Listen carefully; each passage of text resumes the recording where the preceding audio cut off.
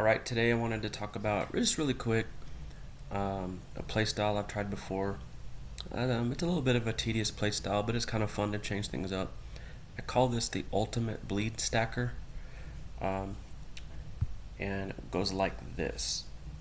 So first of all, you want to change your subrace to vampire, and what you need to understand is you get first of all, you get a charisma and int boost, so that's nice, and that works well because the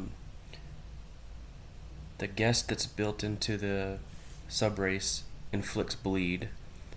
I've got a bleed pet here. I can show you three options, um, and what it does right here for 78 SP per turn. You will attempt bleed on your weapon attacks. I think on your spells too. And then this is a passive skill, so you heal 25% of the bleed damage. So what you're going to try to do is you're going to try to build your bleed. Some monsters it works pretty well, others it doesn't. And that's what you're going to try to do. And then also on this misc here, it's not today. Today's the blocking day, but it will inflict bleed, on the rotation, on the Hydra day. That will greatly increase it as well. And then also you have, it's that water weapon, I forget, you click the skill and it inflicts bleed.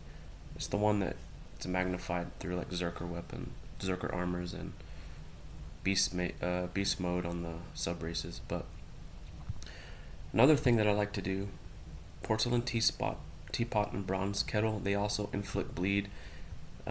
It's a free spell. What this is a spell. Gives you 35 end, has 0 damage, and then it gives you stat damage based on end. So it also inflicts paralyze. So what I'm mostly worried about here, I'll get some paralyze. You'll see that. But I'm gonna inflict bleed here. It's gonna inflict bleed because I'm a vampire. This is gonna inflict bleed, and this is going to inflict bleed. I wish I had a magic weapon that did, and then the bleed is going to grow to the point where I'm just going to heal over and over and over. So what I'm going to do is Shadow Feeder a bunch. I could do Purple Rain. Alright. I'm going to watch you. I'm going to show you how my hit points are just going to grow here. Porcelain Teapot is Earth. I have an Earth version of that guy. Called the Porcelino. The Brenzo is what I have now, and I think I don't have. There's a darkness pet, Bound Grenwog, I think it is. That's darkness version. They all do have the same bleed, but because I have the charisma toggle here, it's inflicted with charisma. You will have a better infliction rate. So I'm going to come back over here. Let's see here. I'm going to do this too. Maybe I'll get a little bit better.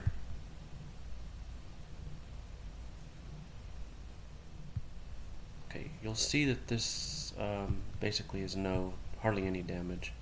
But I'm just going to inflict bleed over and over. So I've already got it to 0.5. Now I'm at 0.7. 0.9, and then the pet will go twice.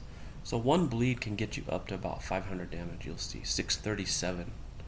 It's at 1.086. So hopefully the monster doesn't dispel the bleed, and I can just continue growing it. And you'll just watch my hit points just heal and heal and heal. So I'm at 2167. Now I'm at 2479. 1248 bleed. Let's keep doing this. I could attack, but the attack is actually a smaller bleed than using this misc. So now I'm at 3.4, 3.5, and basically just bleeds to death. And actually did paralyze often enough that I never got attacked.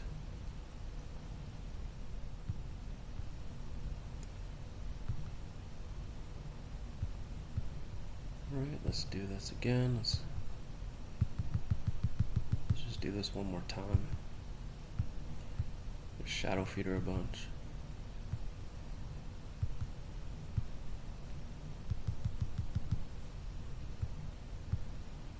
Alright. This will be the earth version of it.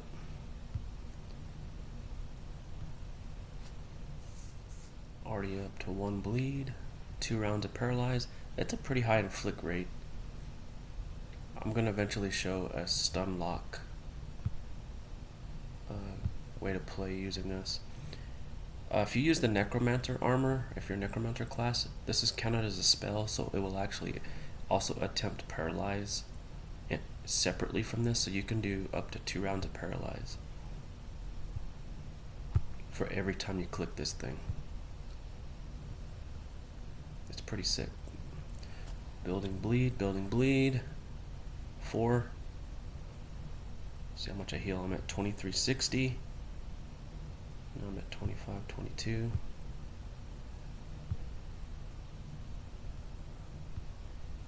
Already up to 5. This is going to be insane.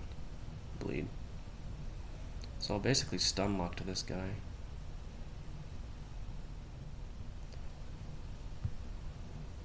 So there you have it. Quick and dirty bleed stacker that just heals you. And you use those misks for stun lock. Those misks are, they come out every year. I think 2 years ago was the Earth version, then last year was the Light version. They may come out with a new version this year. I can't remember the holiday, but I have them both.